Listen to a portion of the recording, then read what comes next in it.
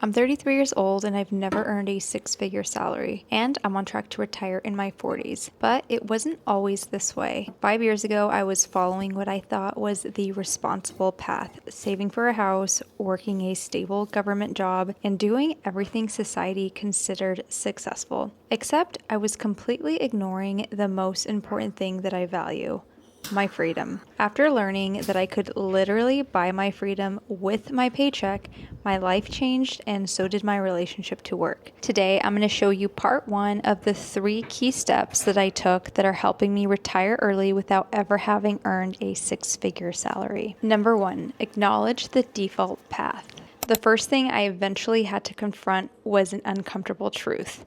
I was pursuing someone else's dream and not mine. Like most people, I never really made the connection between the amount of money that I was spending and the amount of years that it would require for me to work. If you've been watching some of my videos, you've probably heard some version of this story before, but I want to tell it again because I think it's really going to set the context for the rest of the video. In 2020, I was 28 years old and I was working as a software engineer for the US Department of Defense. I was earning about $70,000 a year in a coastal town in California. So for the area, it wasn't too bad. If I had taken that same salary and adjusted it for cost of living in, let's say, San Francisco, it would have been closer to about $98,000. This wasn't a lucrative amount, but it was okay. In fact, it was a little more than okay. While I was aware that it wasn't as lucrative of a path as big tech was, it was still a starting point that I was comfortable with, especially in the town that I got the job in. It's exactly where I wanted to be. And it felt kind of nice being able to actually achieve the goal that I had set out to do, which was get a software engineering job in Monterey, because before that I had actually declined the path to big tech. All of the people that I went to college with did pursue, or most of them at least, pursued careers in big tech. And I had the opportunity to go that path as well. I did have a six-figure offer from a big company after doing an internship with them the summer of 2016, but it's not a path that I actually wanted to go down at the time. Instead, what I was craving was a slower pace of life, one where I was able to be connected to the communities that I was a part of, and the day-to-day just felt so much better not being in a city. By many definitions, including some of my own, I was doing pretty well. I was contributing about 15% of my paychecks to my 401k. I was investing, I think, about $150 towards a Roth IRA that I had opened up in 2014, and I was saving for a down payment. And I'll admit, at best, this was some version of a successful life. And at worst, it was at least responsible. None of my family has ever had access to that kind of life. My grandfather was a bracero during World War II and the post-war era.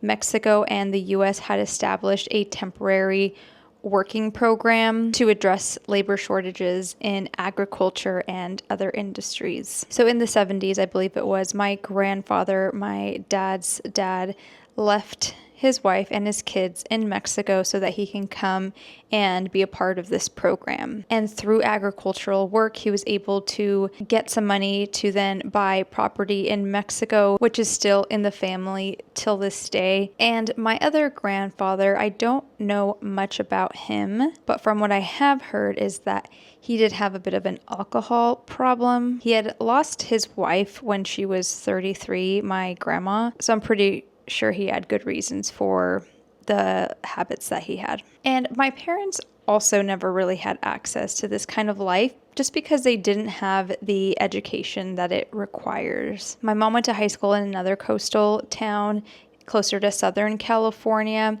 but she wasn't able to graduate high school because she had to work. And she overall had a pretty unstable migrant life. It was very common for her to go back and forth between Mexico, where her grandmother lived, and the US and California, where her father lived. So education wasn't really a priority. She's one of 7 siblings, and when she was spending her time in Mexico, she was living with her grandma, who was her caretaker, and they were living in a household of 22 people. And my dad basically threw in the towel after second grade after one of his teachers took his marbles away. He was one of 12 siblings and he was the oldest brother, so he had a lot of responsibility there on the ranch that they lived in. And eventually he wanted to come to the US, so at age 16 he came to the US and his focus was to work. On day one, upon entering the US, he went straight to work. He signed up to work at a restaurant and he would continue working multiple jobs, really using as many hours as he could to get ahead. And he chose the path that most men in his life were taking. Spend as many hours as you can at work, send money to Mexico to his parents and siblings, I think, be the provider of the family, and buy real estate. So compared to the context that I came from, I had come a very long way. And I'm super grateful to have experienced the version of reality that I was experiencing back in 2020. But deep down inside, something just felt misaligned. The truth is, I wasn't really an office job kind of person. If you've seen the Fantastic Beasts series, there's a scene in one of the movies that is pretty emblematic of this feeling. In The Crimes of Grindelwald, there's a scene that takes place in Hogwarts, and I think it was like 1910. So this is back when Dumbledore was younger. Dumbledore was teaching a class called Defense Against the Dark Arts, and he was teaching his students how to face a Bogart. A Bogart is a shape-shifting monster or creature that becomes your worst nightmare. It'll become whatever scares you the most in this world. And the Bogarts will hide in what looks like a wardrobe in the front of the classroom. And this day in class, there was an exercise for students to acknowledge their fear and face their Bogart. And this day, the students were lined up, and it was Newt Scamander's turn. Newt Scamander was the main character, so it was time for him to face his fear. And in this scene, Dumbledore tries to calm him down a bit by reminding him that everyone is scared of something. After the Bogart turns into a desk, Dumbledore says, that's an unusual one. So Mr. Scamander fears what more than anything in the world? And Newt responds by saying, having to work in an office, sir. So yes, while I had come a long way, I was also still living a bit of a nightmare. At the time, I'm not sure I was able to pinpoint exactly where that discomfort was coming from, but some discomfort was definitely brewing nonetheless. And if my life were a movie, the audience would probably be yelling at me to stop comparing myself to my family and pursue my calling instead. Because look, I am allowed to be curious about my calling, and I'm allowed to want a life that isn't just defined by my family's challenges or stories. Thankfully, I had this perfectly timed, by chance encounter with a retirement calculator, and that retirement calculator helped me make the connection between the dollars leaving my wallet and the amount of years that I had to work for a paycheck. When that happened, I was taking a personal finance course, and we had a curriculum and we had a book. And I took this course because the curriculum had multiple personal finance modules, but the only module I was actually really curious about was the real estate module because I had felt ready to buy a home. And even though I was taking that course just for the real estate module, I wanted to take advantage of that learning opportunity to learn as much as I could. The person leading that course was a CPA, so I wanted to make sure that I attended all of the live classes prepared so that I could ask the right questions and not hear the information for the first time in the class. And this is something I was used to doing, studying computer science. I did this sometimes. It's called priming, where before the class you kind of read the chapter or read the lecture slides, or you do some sort of preparation so that your mind is primed at least once. So what I had done was I was engaging, and I don't remember if this was before the class or after the class, but I was engaging in the book that had accompanied the curriculum. And this was absolutely optional, but I ended up on the organization's website where they had a retirement calculator. And before that, I had never ever encountered a retirement calculator before, and not because I chose not to, but because it literally never came up. Now that I'm immersed in this topic, yeah, like I engage with so many personal finance calculators, including retirement calculators. I use multiple of them because there's so many out there. And I even made my own, which I will absolutely link for you in the description. But at the time, I was not a personal finance enthusiast. I was just a normal person trying to live a good life in the United States. And interacting with retirement calculators was not part of that equation. But I'm so glad that this course led me to that tool. And again, you've probably heard me say this story before, but this calculator let me input my age, the age that I wanted to retire at. And before that, I had never ever thought about my retirement age, and I never realized the amount of agency that I had over that number. But that form on that website was extremely compelling to me. I instantly fell in love with that question. And I think it's because that misalignment that I had with my job. I don't remember exactly, but I'm pretty sure that time slowed down a bit because I remember that text form on that screen. And like, how many forms do you fill out and how many text boxes are there for you to fill out information? In my memory, that one, like everything kind of slowed down, and that one text box is sort of seared in my mind. In that moment, new neurons were being connected in my brain, and they were beginning to paint a very beautiful picture of what my life could look like if I could retire early. The very first thing that I saw was the reality of living a life with my family in the center of it and not an office job. I loved the idea of my life revolving around my kids' events and being a parent and not having to worry about going into an office, much less one that was starting to feel uncomfortable. And what I felt in that moment was the possibility of freedom, which is something I definitely did not feel at that moment in the context that I was in. I was in the routine of taking my morning coffee to go instead of having it at home in like a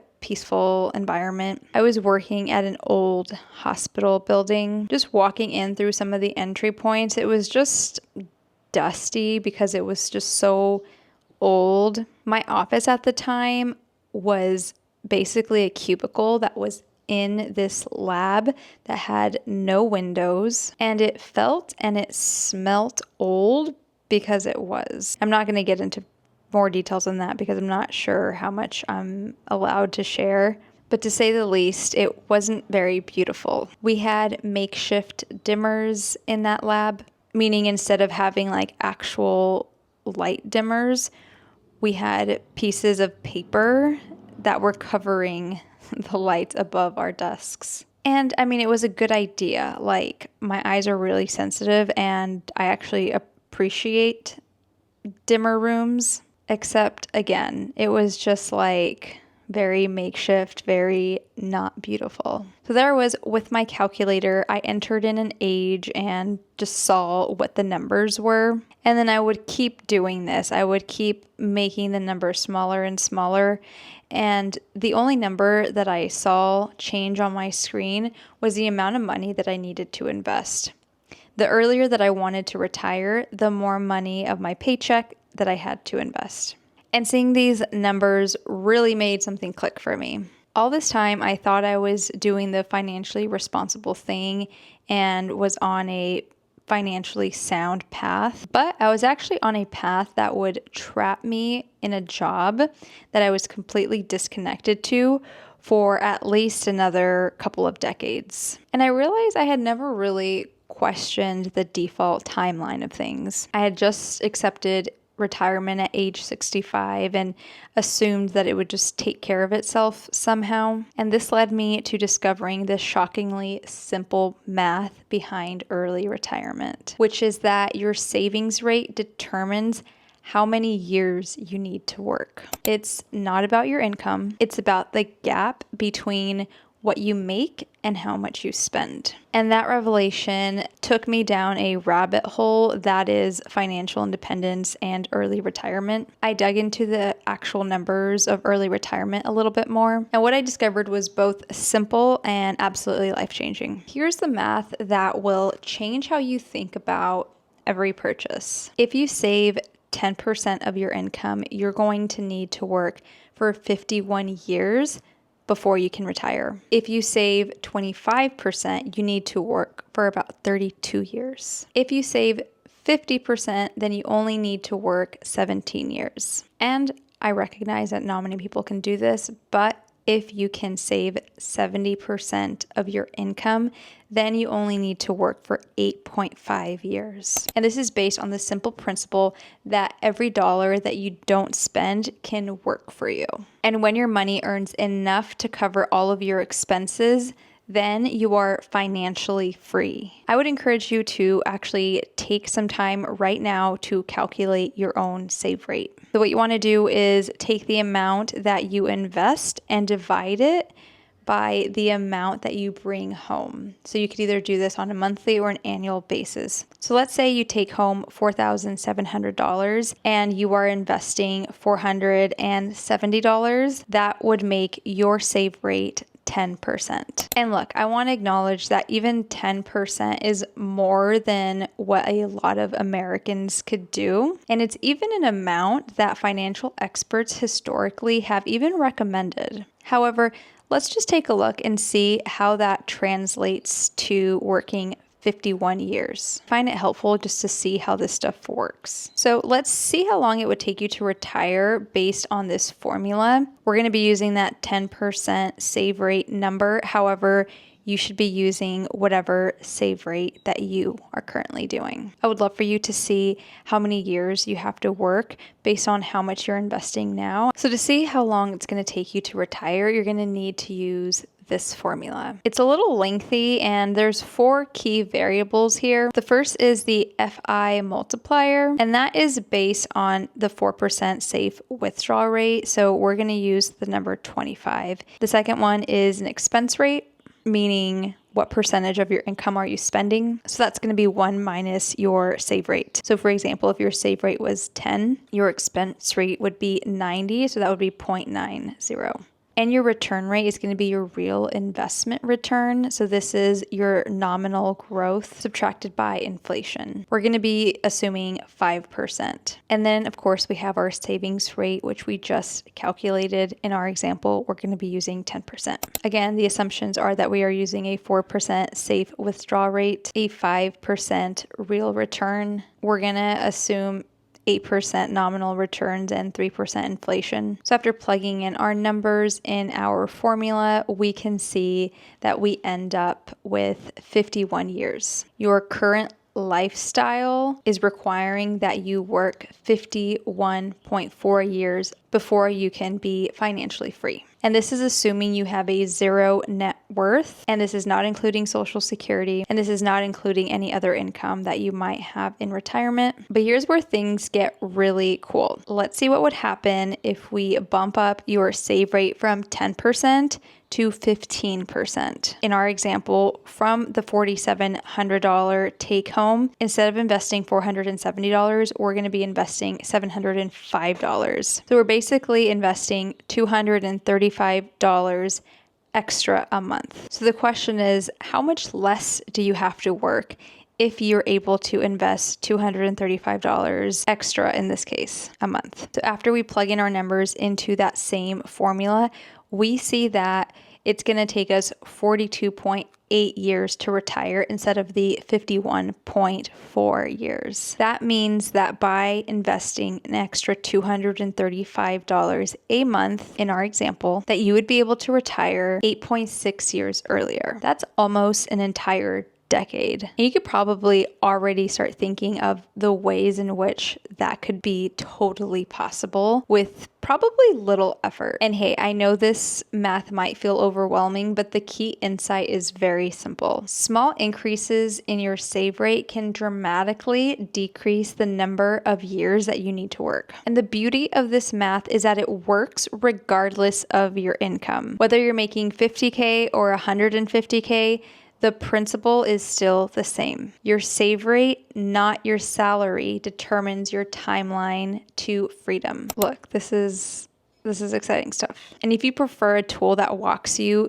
through this step by step, I'll go ahead and link my FI workbook for you in the description. I'm not sure if your mind is taking you to the same place my mind took me to after learning this, because where my mind took me was straight to all of the mindless spending that I was doing. I started to really understand that all of those purchases had a cost. And that cost was measured by years of my life. That mortgage that I wanted, that was costing me my freedom because I had access to affordable housing. And all of those trips that I was making to the local boutiques, that was really just, keeping me in a job that I was feeling trapped by. And all those times that I ate out and didn't even finish my food, I was willfully exchanging my freedom for things and moments that were bringing me no true value or satisfaction. And yeah, even with a relatively modest salary, I was still spending my money on things that didn't actually enamor me. Initially, it wasn't about me needing to earn more money. It was about using my paychecks that I was already getting to buy my freedom. And I know there's a lot of voices in this space that go after all of the small treats and the small joys in life. That's not what I'm doing here, and that's not what I'm saying here. What I am going after are all of those things, whether big or small, that literally bring you no value and no satisfaction. Like, the question I like to ask myself now is, am I enamored with it? At the time, there was things that I was spending my money on that, no, I was not enamored by the thing. To some extent, it was retail therapy. To some extent, it was trying to follow a path that wasn't mine. And it was sheer thoughtlessness in some cases. And here's the question that I would love for you to do some reflecting on. Is the money that you're spending worth the extra years of work? For me, the answer was absolutely not. There was things that I was spending on that I could absolutely live without. Especially once I saw the real patterns of my spending, I knew that I had to make some changes. And as you saw in that example, it literally could be hundreds of dollars that can make a difference of about a decade. So I say all of this to say that the first step towards early retirement is not about optimizing your investments or looking for side hustles. It's acknowledging that the path that you're on now might not be the path for you. And it's understanding exactly how much your current choices are costing you in terms of time and freedom. Once you have clarity over these numbers and your spending patterns, every financial decision becomes a choice between instant gratification or your future financial self. Once you see these numbers clearly and really understand your own spending patterns, every spending choice becomes a matter of instant gratification or future freedom. For me, pursuing financial independence became irresistible. I am doing everything in my power to not have to work an office job ever again. I hope that the math that I showed you proves to you that you don't need to have a massive income to be able to retire earlier. You just need a mindful spending plan for the income that you already have. And that's exactly what my financial independence workbook is designed to help you with. So definitely check that out. I think you're gonna love it. And hey, I'm curious, what did your save rate calculation reveal to you? video. Were you surprised by the amount of years you have left to work on the current path that you're on? Let me know in the comments. I would love to get to know you and your situation a little better. And as a reminder, I'm on a mission to guide 1 million women towards their next financial independence milestone goal. So whether you are FI curious or you just want to watch me reach my next milestone goal, I invite you to subscribe to this channel and like this video so my next video gets shown to you. If you want to learn more, stick around. I put my best resources in the description for you. And if you would like to get to know me a little bit more, feel free to check me out on Instagram. And in part 2 of this series, I'm going to be showing you exactly what I did to bring my expenses down without sacrificing a happy or meaningful life, and how it has allowed me to be on track to retiring in my 40s without ever earning a 6-figure salary, as well as putting me on track to reach $500,000 invested by the end of this year, even while downshifting my career to part-time remote work. I'm also going to be showing you a mathematical perspective as to why saving more of your money will help you retire earlier than earning more. I'll see you next week for part 2.